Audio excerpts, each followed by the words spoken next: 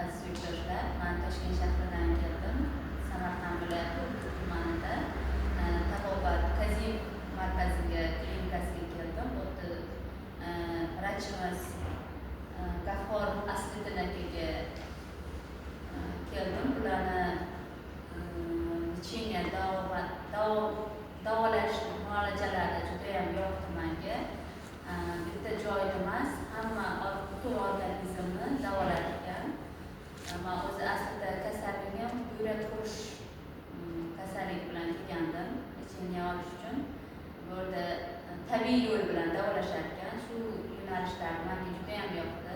Hamshiralarni ochiq ko'ngilligi, vrachimizni juda ham samimiy inson ekanliklari,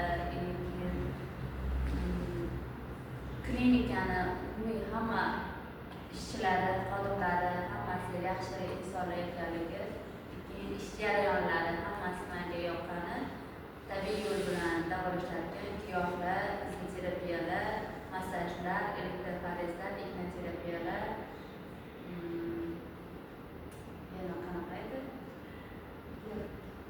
Hijoma, shu yo'nalishlar bilan davolar ekan. Butun organizmni